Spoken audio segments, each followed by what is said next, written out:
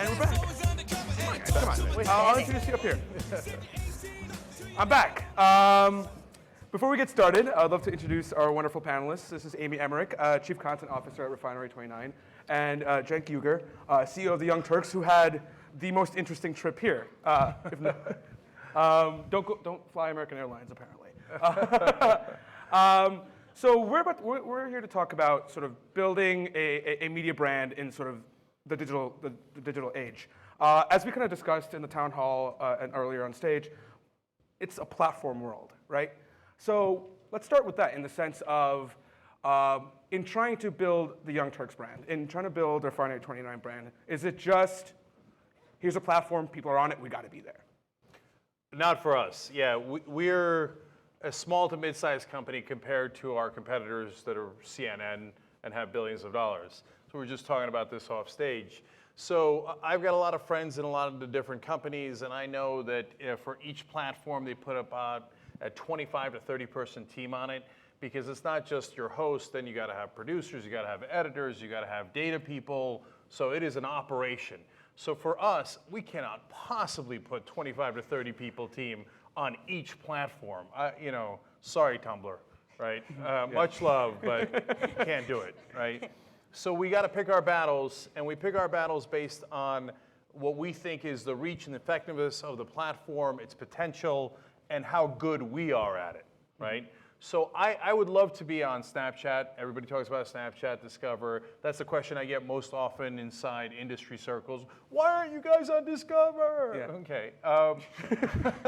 Well, I just explained why. Because I'd have to put a giant team on it to create just Snapchat videos, right? And then hope we get on Discover, hope we build enough of an audience, and hope that it monetizes later. For a company our size, that's too much hope, right? But on the other hand, Facebook Live, as you might have seen over the weekend, I use extensively, right? And I use it all the time, and we're not just early, I think we might have been the first or among the first to use Facebook live stream. And the first video I did was in a hotel room in Vegas complaining about the curtains and the soap and the pillows. And I thought it was just going to be like Periscope, like, oh, cool, like 500 people watched it, that's neat, that was fun, and I talked to people and stuff. No, it took off like a rocket. And so it took off the minute I started seeing, I'm like, 1,000, 2,000? I'm like, oh, this is big. And then I didn't think about it, I came back to it next day, all of a sudden it was 100,000. Because Facebook has a wonderful notification system. That's where I call up my team and go, put the gas pedal to the metal on Facebook Live, right? And so that's how we make decisions. Amy, Refinery 29, are you doing anything on Facebook Live? That seems to be the talk of the town right now. Yes, we were talking about how 2 months ago I did not have a programming strategy for Facebook Live. Yeah. And I still think it's pretty impossible to have one since it's so new. Everyone is learning as it goes. What you can build is a very small team that you trust, because you just need to let them run, and you need to not worry about what it is that they're doing.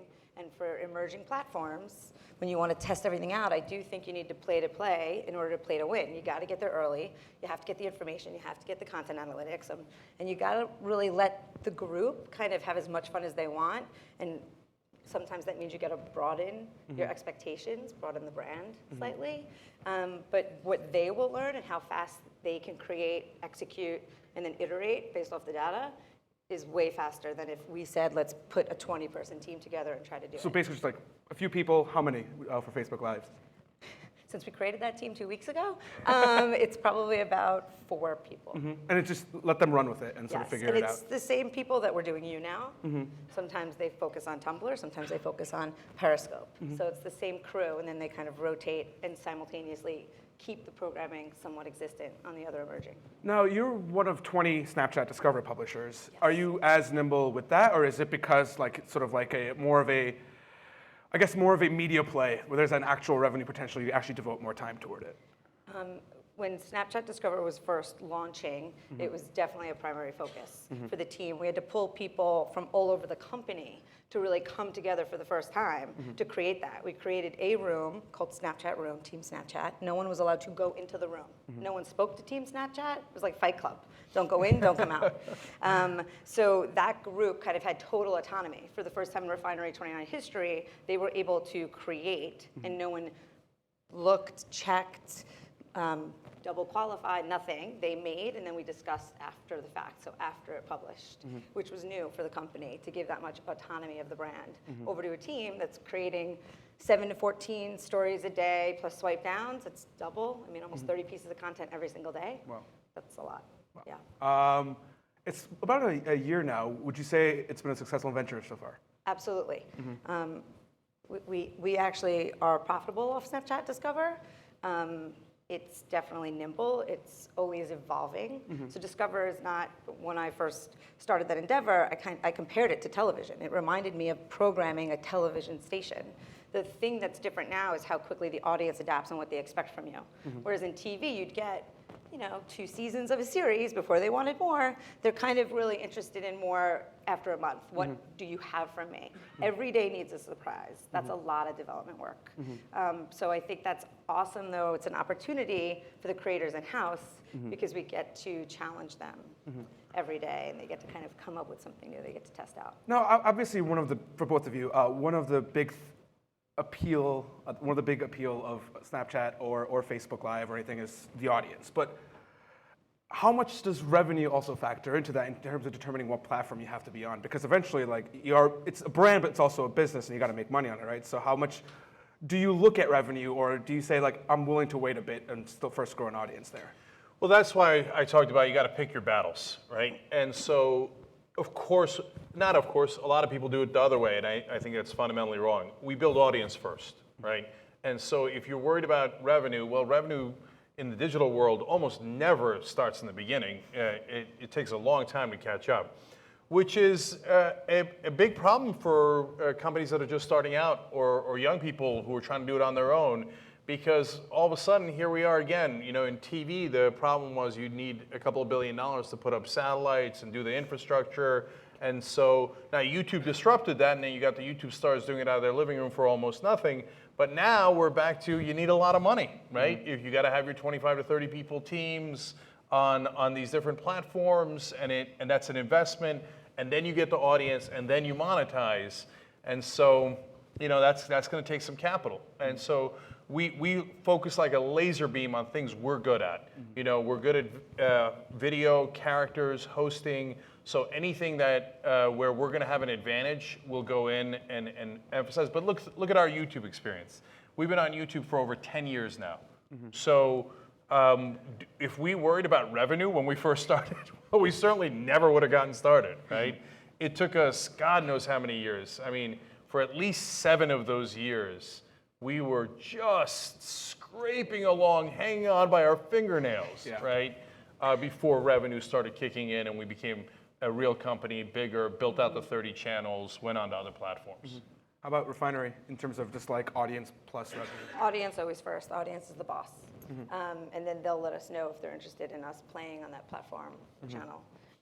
But yes, of course. It's a business, so left hand has to pay for the right. So you can only have as much fun as you're having and make sure the other side of house.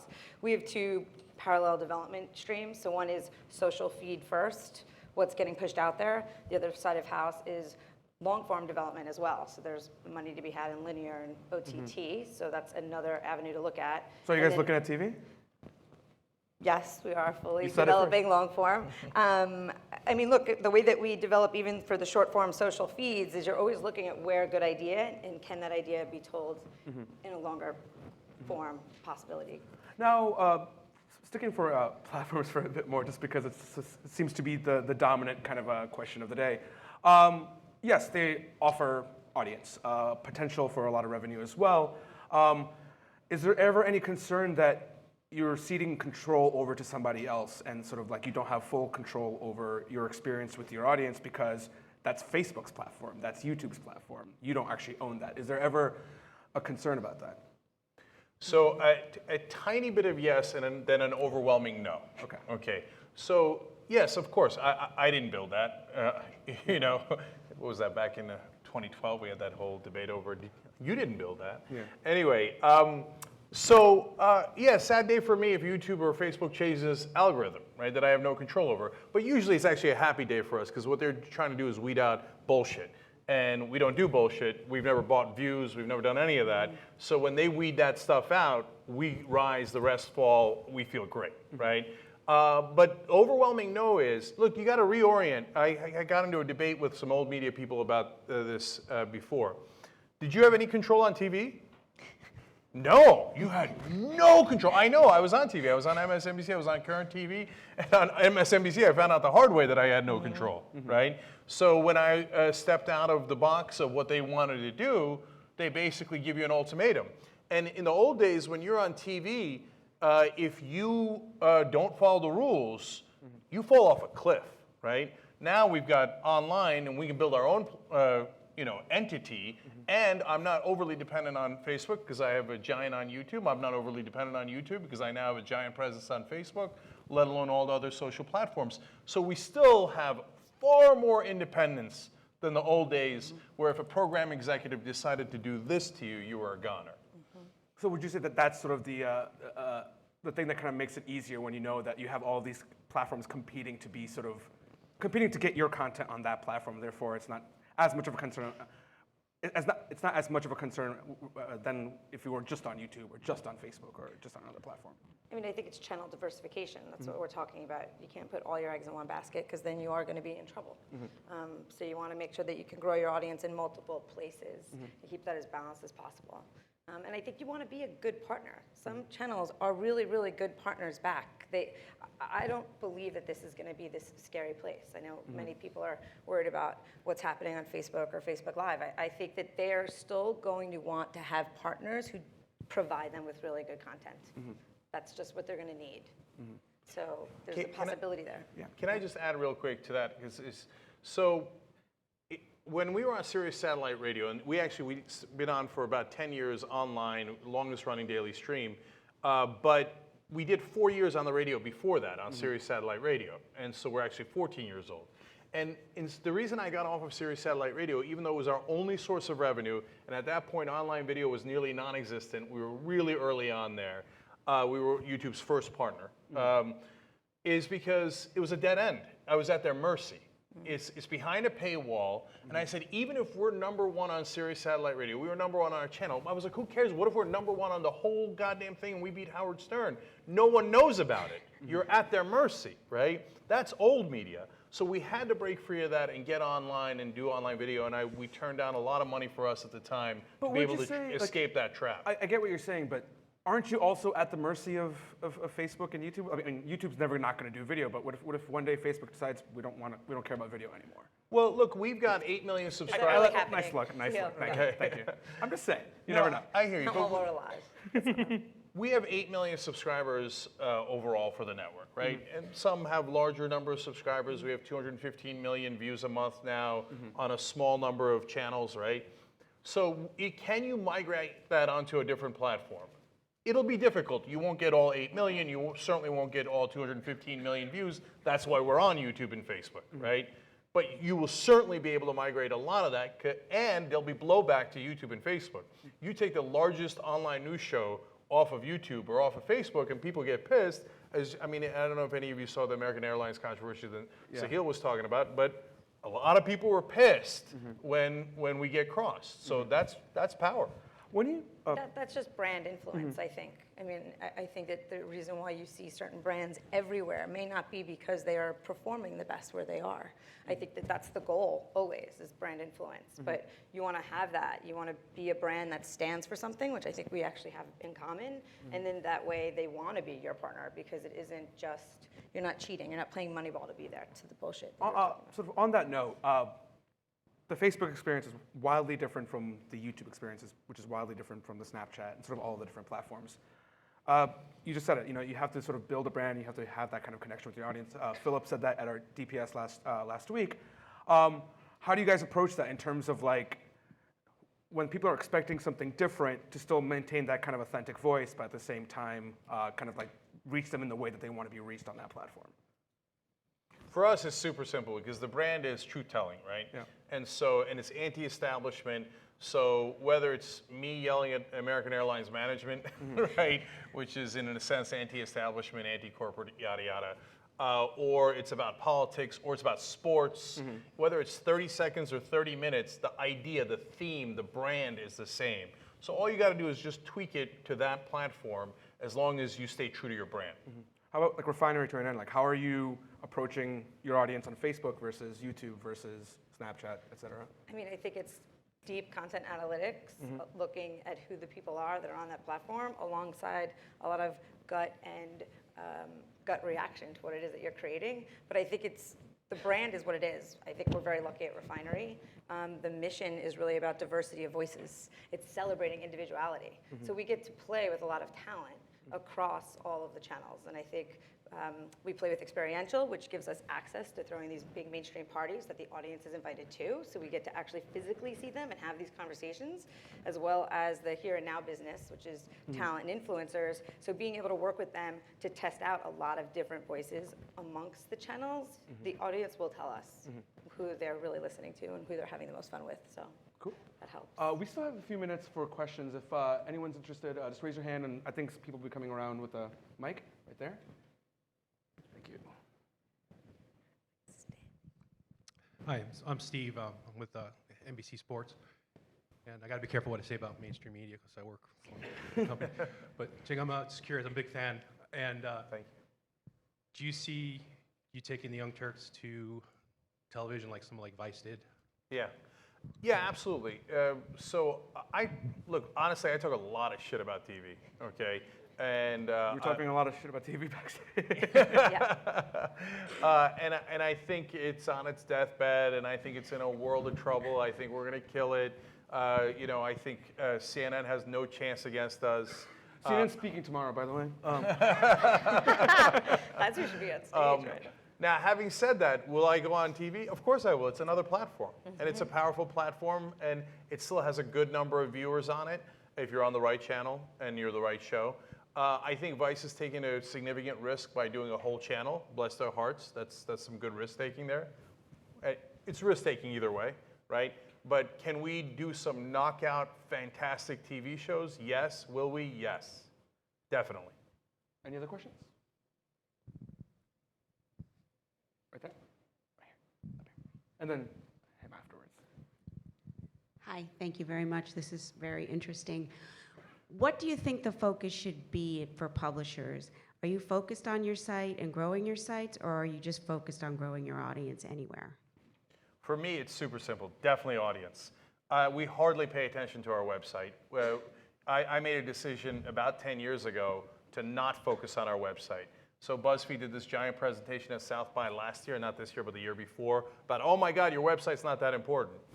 Yeah, I mean, like we're not as big as BuzzFeed. We, again, had limited resources for a long time. We had to, by necessity, make that decision 10 years ago. Because your website, if you were as small as we were at the time, is like a soapbox on a street corner. And you can yell as loud as you want. You're only going to reach a certain number of people. YouTube and Facebook have the audience. Like in the old days, TV had the audience. There was no other choice. So do you see sites going away then? I mean, do you think people will stop launching sites and just launch on Homeless social media, Yeah. as everyone likes to talk about it, which makes me sad. Homeless media, they couldn't come up with a better Homeless term. media. I mean, look, I was going to go for hobo media. I've only been at Refinery for over a year and a half now, and I really love the brand so much. I don't want to give up on that .com because I believe the loyalists that we have there are just so significant. They are the core and the heart. They have been with this brand for 10, 11 years. So we do care about that, and I think that's kind of where we tested seed, but we still care about the reach and growing that audience no matter where she is. So I think there's a balance there for us. So one last thing on that. Ironically, we're now rebuilding our website. And the reason is... You just said. No. And I'll tell you why. Because that's where our subscription business is. And our subscription business is really important. So I've got the audience on YouTube and Facebook. I don't have the belief that I can build as big an audience on my website. But I need to bring back the core loyal audience to my website so they can subscribe and pay $10 a month. Some pay up to $1,000 a month. So the website is important, and I now have the resources and the money to be able to spend on my website that I didn't have before. I think, you sir?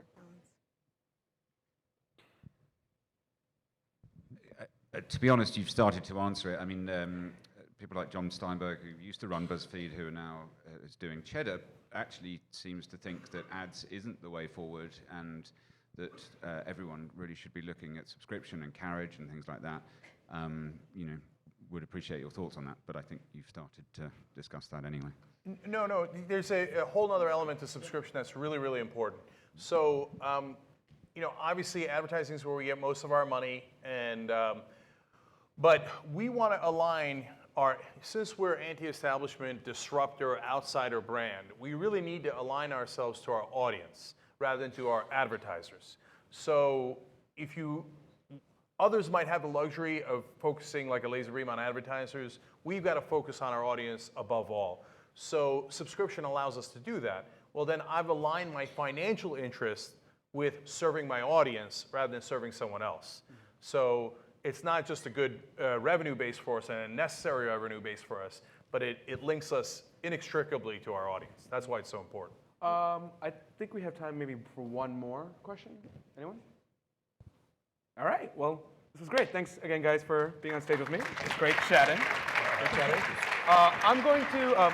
We'll talk in a few.